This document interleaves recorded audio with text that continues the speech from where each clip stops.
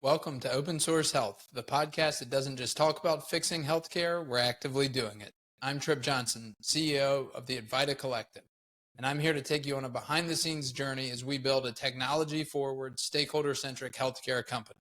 Our mission? Bring transparency and innovation to an industry that desperately needs both. Join us as we dive into the intersections of policy, technology, and hands-on healthcare, offering a rare glimpse into the challenges and triumphs of creating a system that works for everyone: patients, providers, policymakers, payers, and technologists alike. We'll share our journey of building in the open, and we'll have candid conversations with our team and other like-minded change makers who are as passionate as we are about revolutionizing healthcare. This is Open Source Health, where we don't just diagnose the problems, we roll up our sleeves and work on the solutions. Let's get started. All right. Here we go. Caffeinated and coming in hot. This is a pretty apropos time to do this podcast, given that last time we talked, we were going about some of the ins and outs of insurance and some of the trade-offs going in and out of it. And I think we've had some pretty significant news break in the last week or so. And I'm going to tee you up. Go for it. All right. Well, like I said, I'm a huge believer in going in network with insurances. I think it is morally the right thing to do. I also think from a business perspective, like depending on your aims and ambitions, like it's the best model. Right. That said, it comes with a lot of challenges administratively, which we covered some of last week. But one thing that you kind of don't expect when you go in network, because being out of network, you kind of expect them not to want to pay you their out of network rates. But when you go in network, you assume you're going to have a better relationship. Like, hey, We're kind of partners in this now. Yeah. Well, then what if they just decide not to pay you for some reason? And that's, typically what ends up happening. I mean, insurance, it's all complicated as it is, but specifically, I've had a long history. I'm going to focus today. It's going to just be a Blue Cross Blue Shield North Carolina discussion. Yeah. And it really matters to me. I mean, I grew up as a child with Blue Cross Blue Shield North Carolina insurance. I'm from North Carolina. Other than being in the Army, I've always lived here. Like, I care about North Carolinians.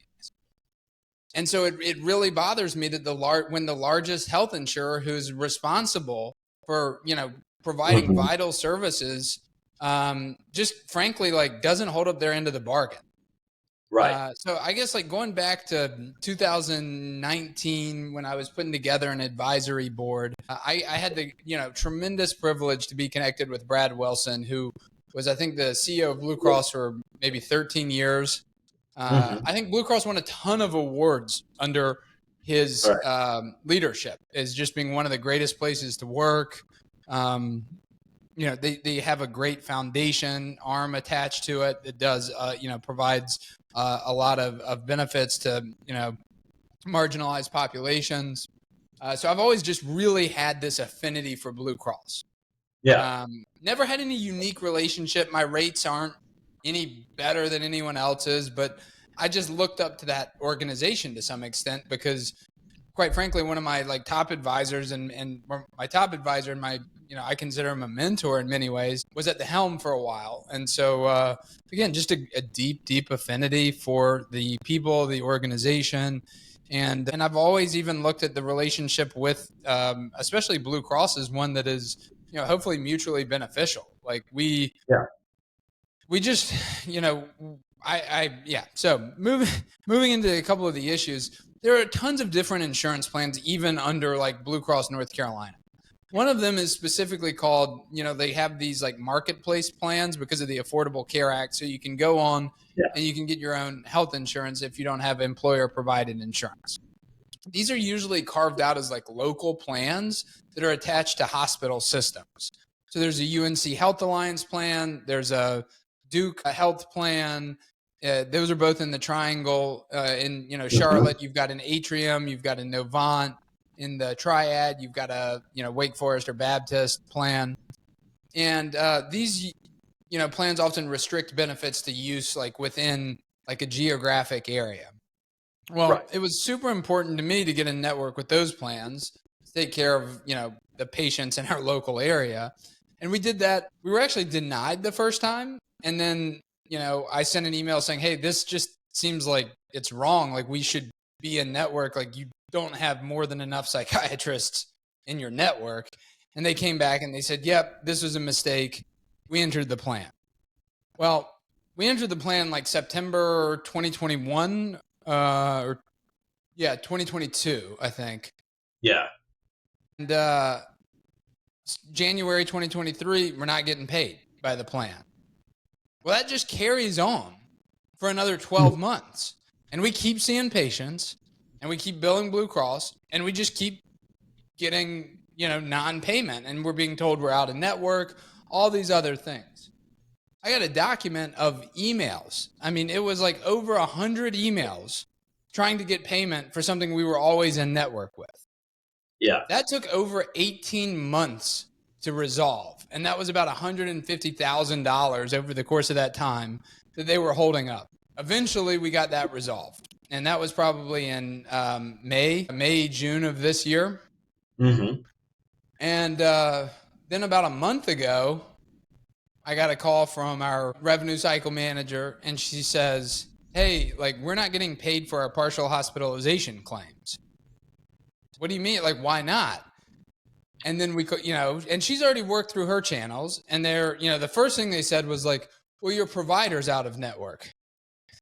And we're like, well, here's the letter saying they were in network in December 2023. So they're absolutely in network. Then they come back and they say, hey, you actually have to file your partial hospitalization claims under a separate taxonomy than your intensive outpatient claims. And a taxonomy is just simply like the bucket of providers you kind of fall under. So you get to pick your taxonomy. You can have multiple taxonomies, but typically like you have one taxonomy for one, service or kind of company. And you would definitely think that all substance use treatment could fall under the same taxonomy. Seems reasonable. And they tell us, oh no, we've made a change in our system. So now you need to, you have to file your PHP claims under a different taxonomy than your IOP claims if you want them to be paid. And we say, well, this just doesn't make sense because we're actually being paid on the state health plan right now using the same taxonomy, but we're not being paid on your other plans using the same taxonomy. And again, that back and forth, we'll check with my manager, supervisor, yada, yada, yada. And they just come back eventually and they're like, yep, that's the issue. You got to have a separate taxonomy.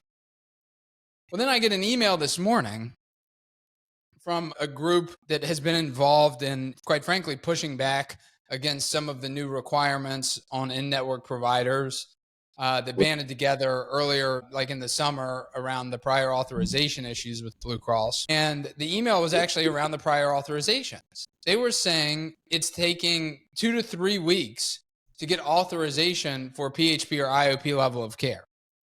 Now, Marcus, as a clinician, yes, tell me what you think. Like, what is your window of opportunity when someone is willing to enter treatment for a substance use disorder? 24 hours or less. So, like, quite frankly, it's stretching. So you got a narrow window in which, like, they're going to come in, complete an assessment. You need to turn around the insurance. You need to tell them, like, what their financial obligation is going to be to enter treatment. And I said, look, quite frankly, like, we're not having that issue, but we are having this issue where they're just not paying PHP claims. So put all that on the side for a second. And then I'm talking with another colleague who owns an intensive outpatient program in the area. And we were talking about Cigna's rates. I said, let me guess. They wanted you to take some unbelievably low rates to get a network with them. And she's like, yes, like, it is embarrassing. And quite frankly, like, I think this is a Department of Labor complaint under the Mental Health Parity Act.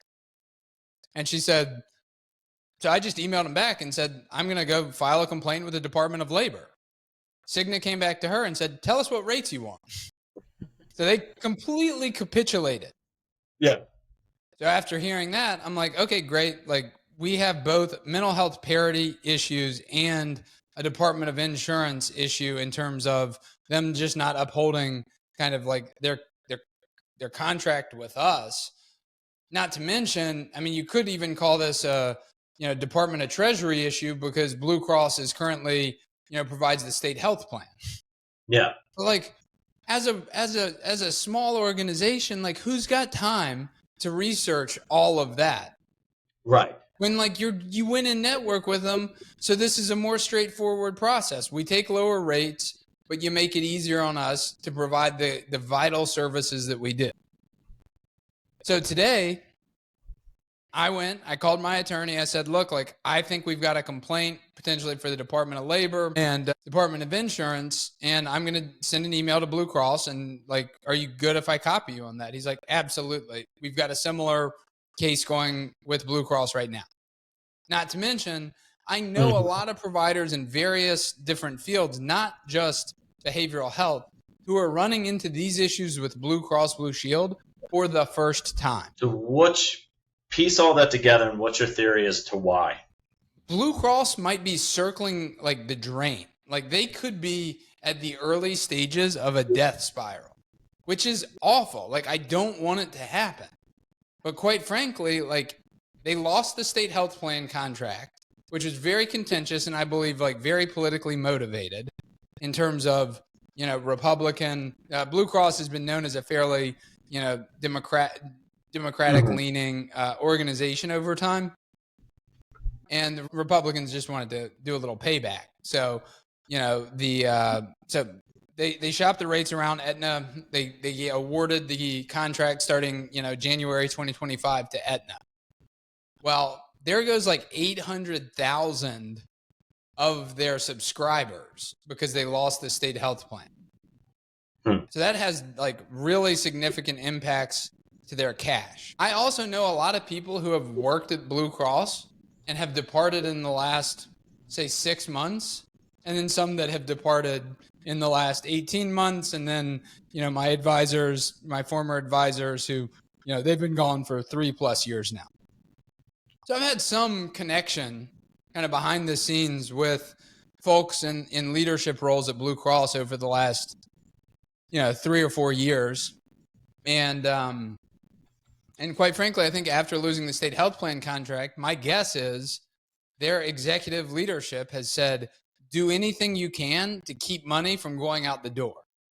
So this is just like they're hoarding cash. Like it's not that they won't pay this eventually, but they're just going to make us jump through hoops, whether it's delaying prior authorizations, which puts like people's lives in jeopardy, or whether it's not paying on services that have already been rendered, which allows them to just have more cash than they otherwise would.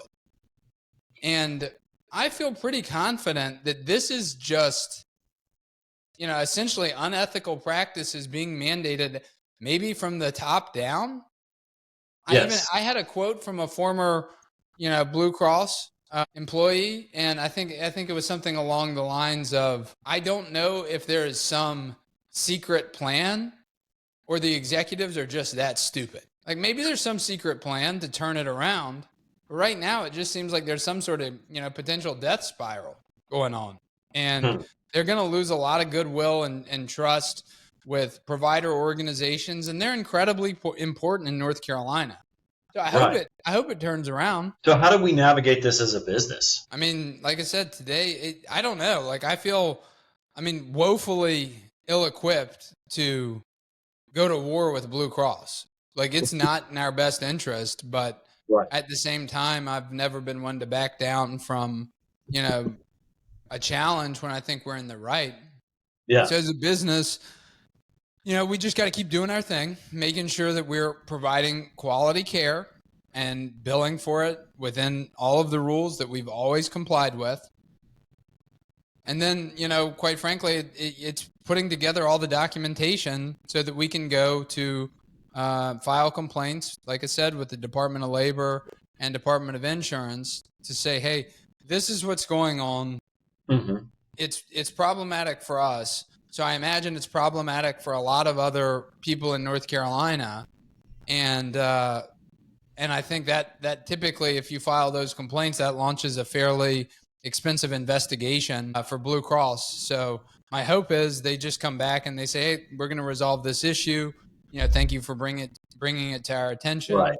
But quite frankly, I doubt they're going to say that. I bet we're going to keep, dancing to whatever tune they want us to play, and we'll have to file these complaints and, put together a group of other organizations that all kind of take some collective action against Blue Cross.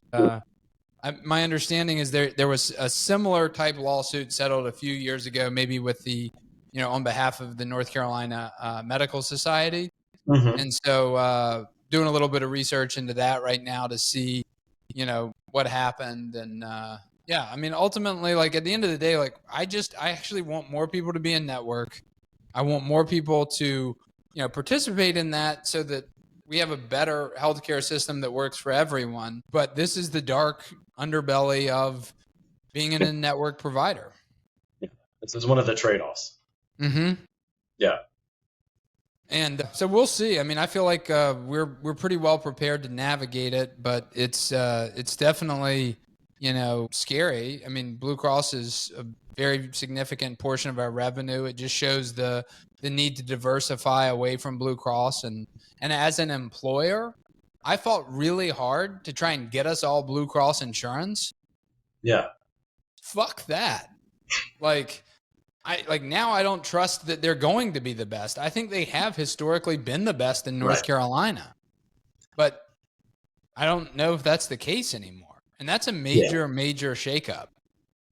Yeah. I mean, I think for people that don't know, Blue Cross historically for both of us as North Carolina residents, that's been a pretty ubiquitous thing. It's kind of baked into North Carolina in a lot of ways, Yeah. So it is a pretty sizable shakeup. So we'll see where it goes. I think we'll probably do a short follow-up on it, see if we get a response. I'm hoping to hear something by the end of the day, Monday. And quite frankly, just drop us a line if this is impacting your organization at all. We just want to help people do the right thing. And I think doing the right thing is providing the best care you can and making it the most affordable and accessible possible. And I want Blue Cross to be an ally in this, like they historically have been. And I'm just very worried for a lot of North Carolinians that if Blue Cross doesn't get their act together, it's going to have a very detrimental impact on a lot of people. That seems like a good stopping point for us. Back to fighting windmills. You have a good day, sir. Yeah.